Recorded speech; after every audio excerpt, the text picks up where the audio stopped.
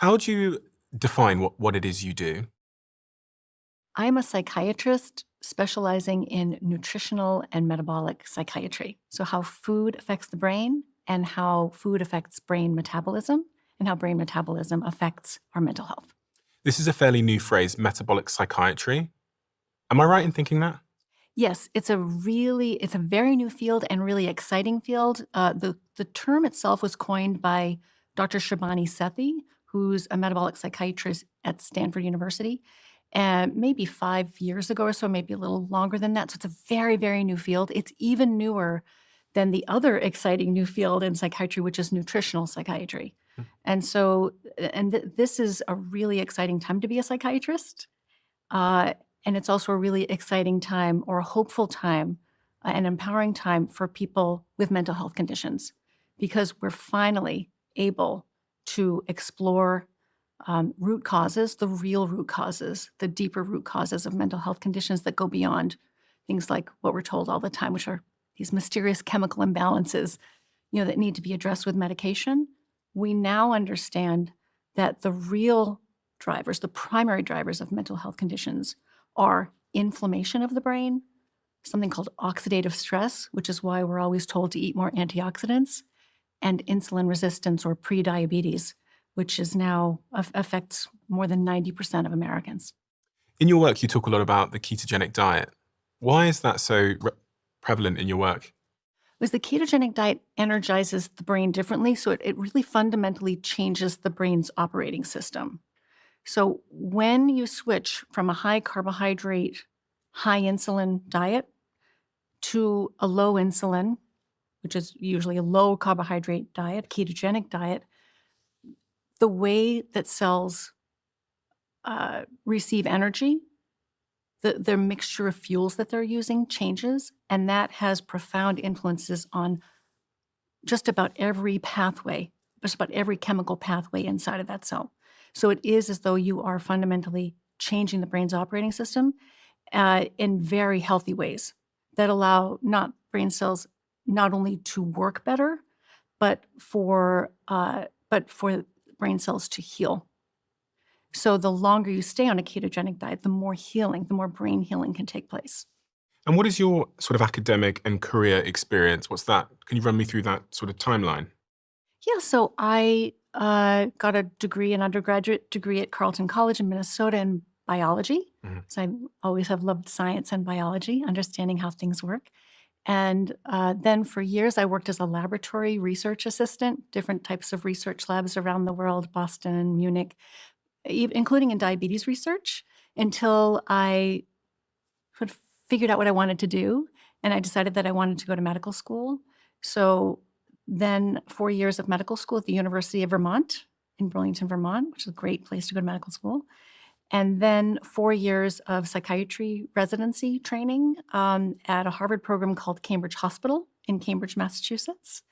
And then, so it was 25 years ago that I finished my psychiatry residency training, and I've been practicing psychiatry ever since.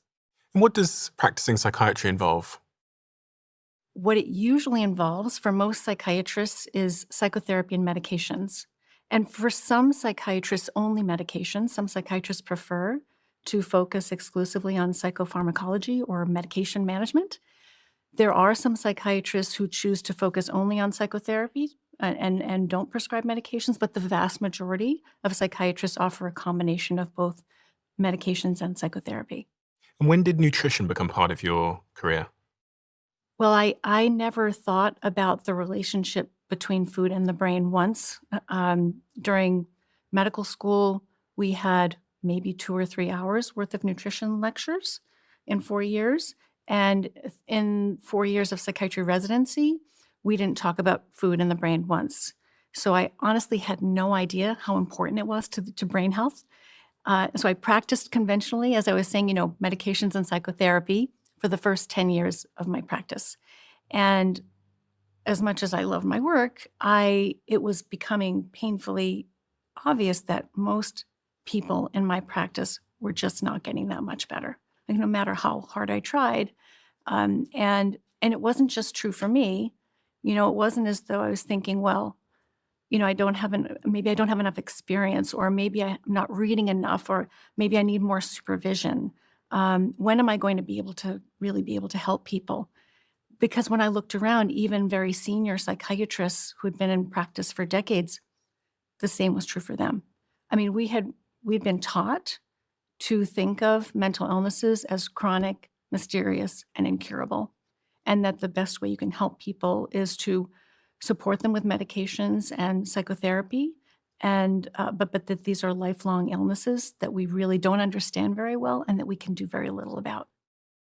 Presumably, there's like a significant social component to mental illnesses as well, right? Absolutely. I mean, the brain is a very responsive organ, and it's listening to, it's not just paying attention to the food you eat, it's paying attention to every aspect of your life, how much light the brain receives, how much love you have in your life, how much you love your work, what kinds of people are around you, how you use your body, exercise, stress, um, everything matters to the brain.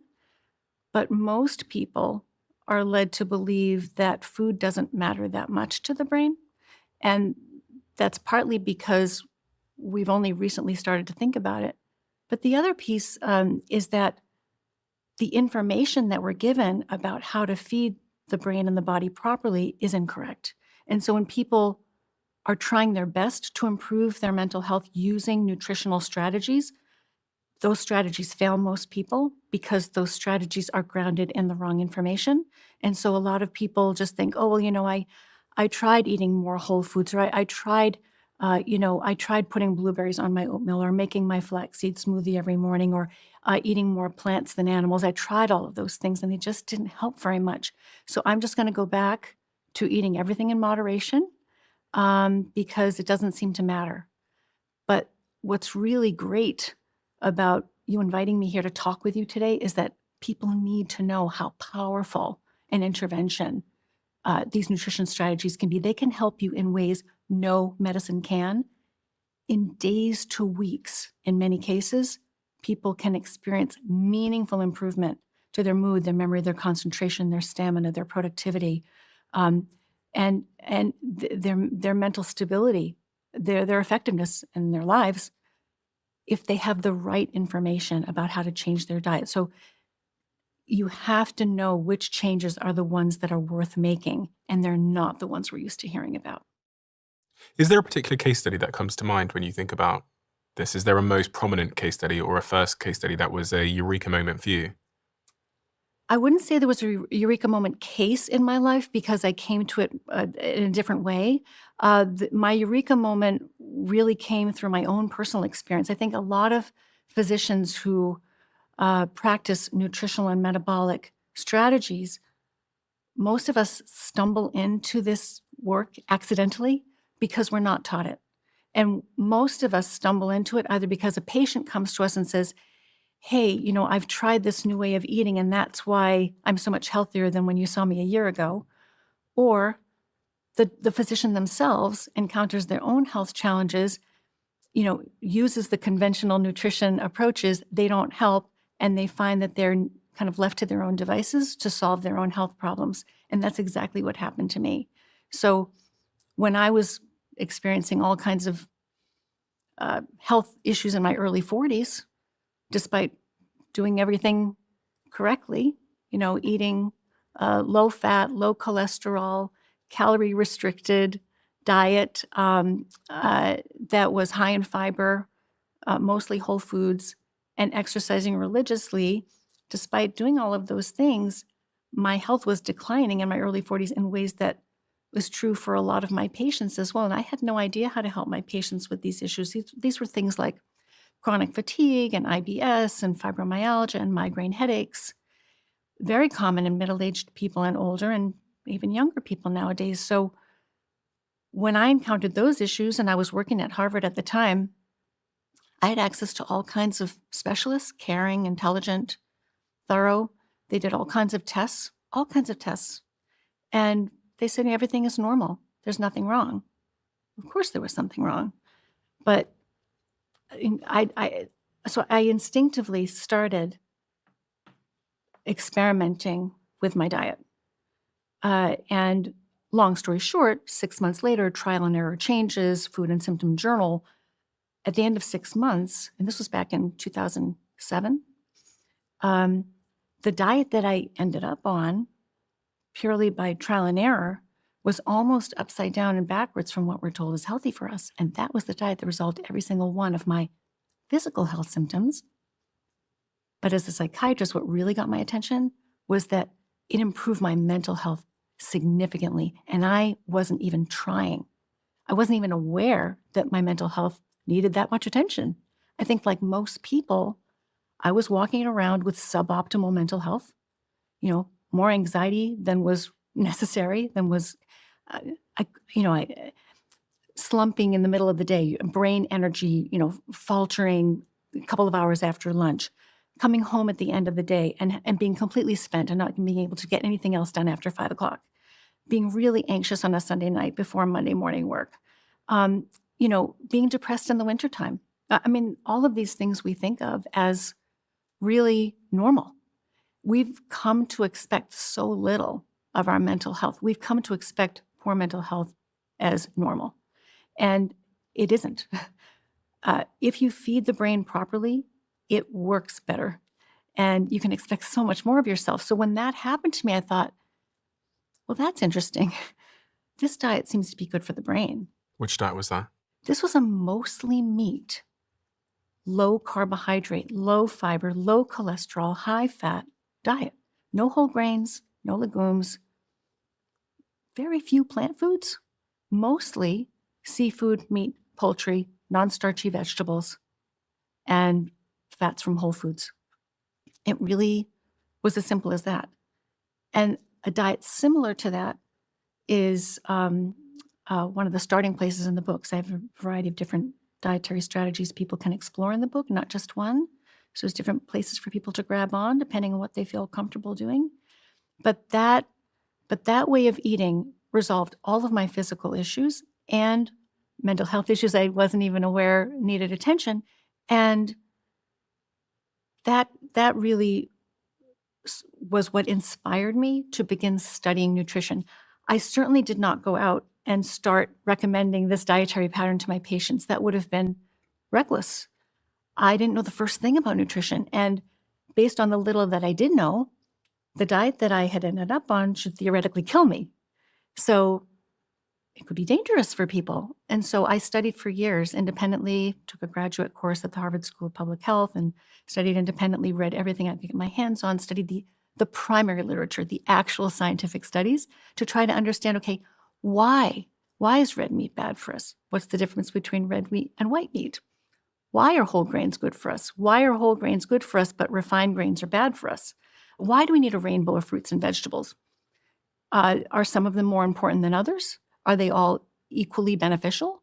I just became so curious about food.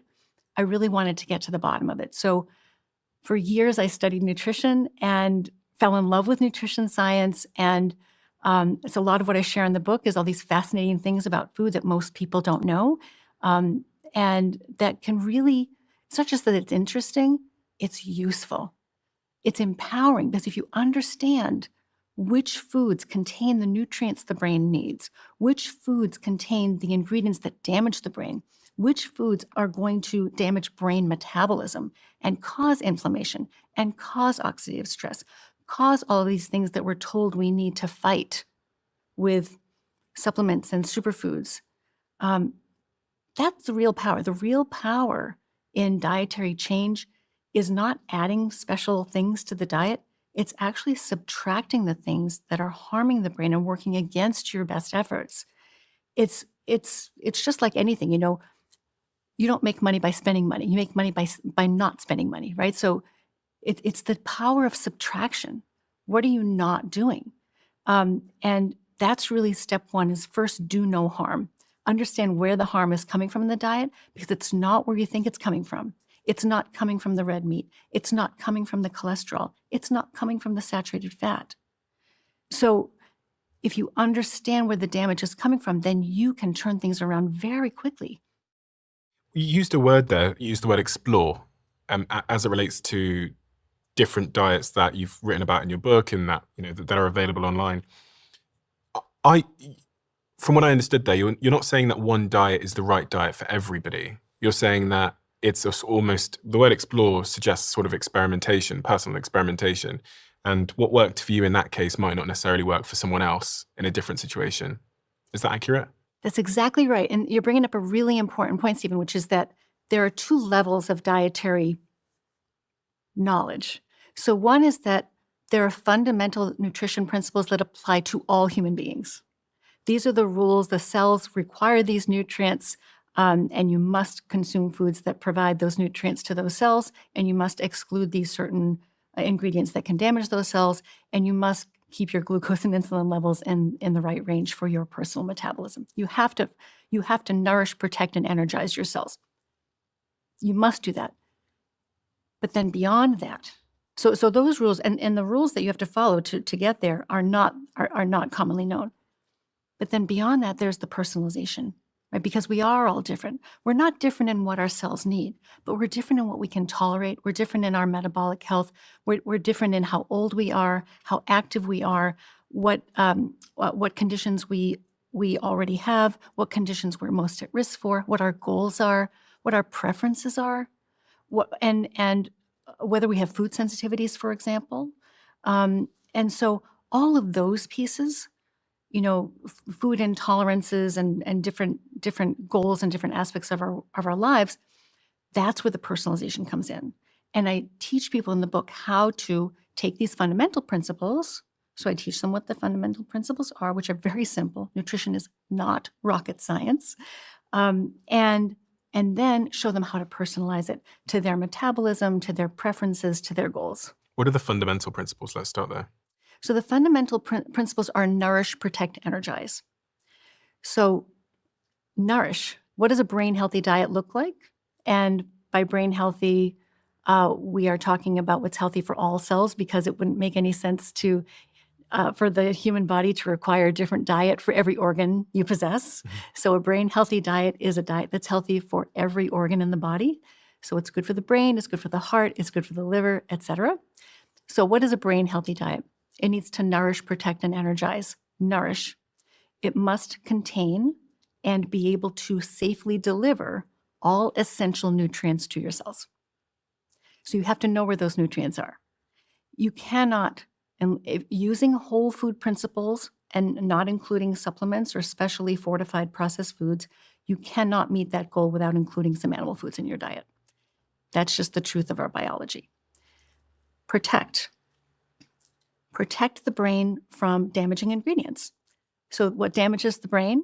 Inflammation, which you can't see or feel. It's not as though the brain is red or swollen or sore. The brain doesn't have nerve endings, but many, many people have brain inflammation without being aware of it. That's a main driver of depression and all kinds of other brain conditions. So you need to exclude. Protection is not about addition, it's about subtraction. You need to subtract the foods from your diet that cause inflammation, that cause something called oxidative stress, which is why we're always told to eat more antioxidants. What we really need to be told is what's causing all that oxidative stress in the first place, and remove those things, because the antioxidant strategy really doesn't work. And energize. Nourish, protect, energize. The third principle is energize, which means the brain, which is a very high energy electrical organ, it needs a constant supply of high quality, clean burning energy. And if you're eating the wrong way, your brain will gradually lose its ability over time to generate energy.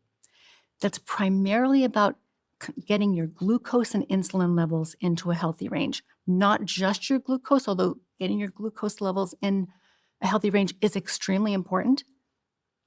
You have to go one step further, because underneath that glucose, you need to know what's happening with insulin. And that's a really empowering strategy. It's sort of next level, right? So getting your glucose and insulin levels down will allow your brain to energize itself in the most clean, efficient, and reliable way possible. Nourish, protect, and energize. And then beyond there, you said there's a level above there. So that's the sort of fundamental level. beyond there, you go into sort of personalization, what's best for you. And is that where the sort of trial and error comes into play? Exactly. So these principles, nourish, protect, energize. The nourish, you need to include some animal foods. The protect, you need to exclude things like refined carbohydrates and vegetable oils, which are the signature ingredients of the standard American diet or standard Western diet. And the energize is the glucose and insulin levels, which for some people, this is a level of personalization begins here at the energize piece, because if you have excellent metabolic health, and we can talk about what that means, then you may not need to eat a ketogenic diet to properly to really get those glucose and insulin levels under control and thoroughly energize your brain cells. But if you have significant metabolic damage, if you're sedentary, if you're older, if you have prediabetes or type 2 diabetes, then you may need to reduce the amount of carbohydrate in your diet, even from whole foods. You may even need to go to a ketogenic level.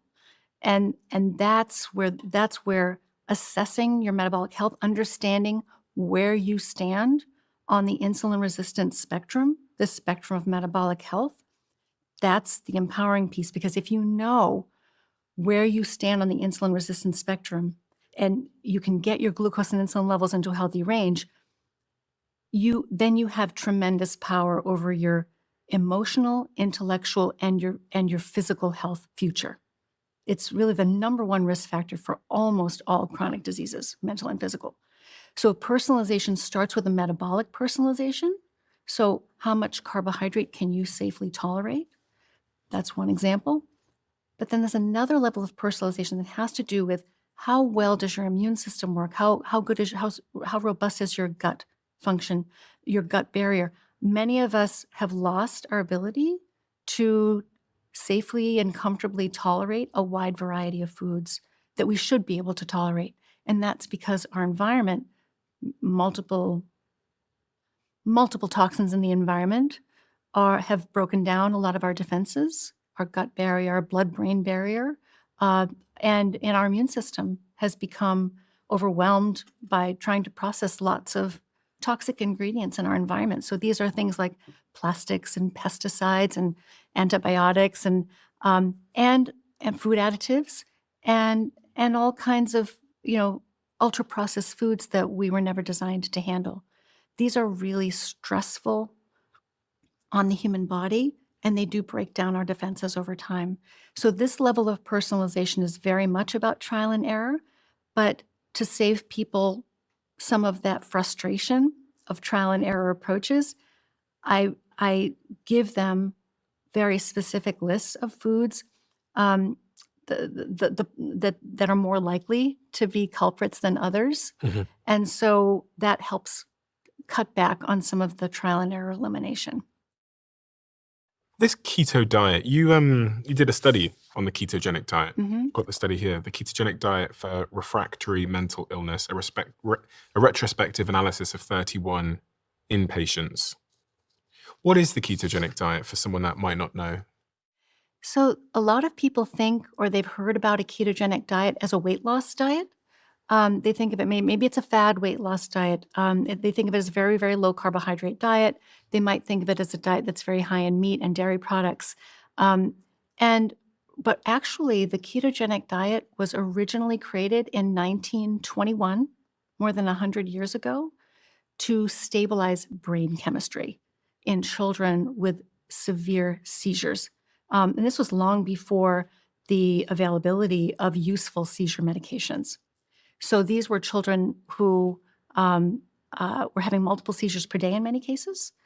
And so the ketogenic diet was created back then, a very strict version of the ketogenic diet to get as close as possible to fasting without starving children to death.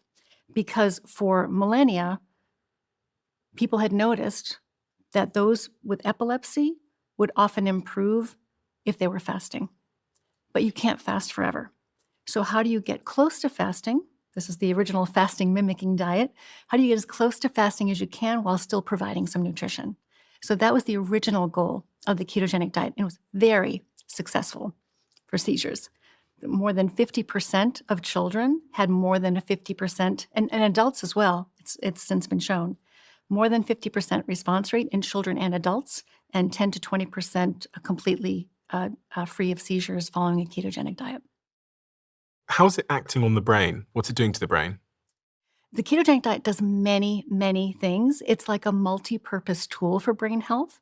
So one thing it does, because we talked about how some of the root causes of mental illnesses, which are only relatively recently a focus of research, are inflammation and oxidative stress and insulin resistance. The ketogenic diet reduces inflammation, it reduces oxidative stress, and it reduces insulin resistance. It also improves the balance of chemicals in the brain. So a lot of people think of um, mental illnesses as problems with chemical imbalances in the brain. And these are the chemicals that they're talking about. You might have heard of serotonin or dopamine or norepinephrine. There are others, glutamate, GABA. Many different chemicals in the brain are associated with, or in some cases, even very much causing mental health symptoms. But the question is, what's causing those chemical imbalances in the first place? And one of the things that's causing those chemical imbalances is that inflammation and oxidative stress. But another thing is that the brain is, if you're feeding it the wrong way, it will not be able to, in many cases, produce energy reliably. And if it can't produce energy reliably, all kinds of things will go wrong, and in quite spectacular fashion. What actually goes wrong is going to depend on who you are. And that's where our individual differences come in. So if you and I eat exactly the same bad diet, depending on what runs in your family and how you've lived your life to this point, you might develop Alzheimer's disease, you might develop bipolar disorder, you might develop type 2 diabetes, you might develop fatty liver disease. I might develop completely different conditions. I might develop cardiovascular disease. I might develop depression. I might develop ADHD. And that's where the individual differences are. But all of these conditions are just metabolic malfunction, really, at the heart of it. That's what's going on. If cells aren't functioning properly, you will develop a disease, physical and mental diseases. And which ones you get, it's really kind of luck of the draw. But you have tremendous control over what you are at risk for if you understand how to help your cells operate at their personal best. Can you tell me about what you learned in this study and what this study concluded? Yes. So this was the work of my friend and colleague, Dr. Albert Denat. He's a psychiatrist who's been practicing in Toulouse, France for more than 35 years. So after witnessing a young family member, someone in his extended family with autism and seizures improve within weeks of adopting a ketogenic diet, he thought, well, I wonder if this diet could help my patients, especially my patients who are not responding to anything else that I have tried to help them. Psychotherapy, medications, hospitalization. And so he invited 31 of his most treatment-resistant patients with bipolar disorder, major depression, or schizophrenia to come into the hospital and voluntarily try a very mildly ketogenic whole foods diet in the hospital under his supervision to see whether or not they would respond. And these were folks who, these are all adults. These were people who had been ill for an average of 10 years, some for as long as 30 years. These were people who were taking, when they came into the hospital at the beginning of the study, an average of 5 psychiatric medications, not at all unusual for people with chronic mental illness. And all of them had one or more markers of poor metabolic health, obesity, high blood pressure, high blood sugar, things like that. So these were people with poor metabolic health and poor mental health. And they eagerly came into the hospital to try this intervention because nothing else had helped them. And what was remarkable about what he observed was that of the 31 people, 28 were able to stay on the ketogenic diet for more than 2 weeks, which is what you need to do to start to see benefit. every single one of them improved, to the point that 43% of them achieved clinical remission from their primary psychiatric treatment-resistant chronic mental illness. And 64% of them left the hospital on less psychiatric medication. And all of them improved metabolically as well. And you do not see results like this in conventional psychiatric care.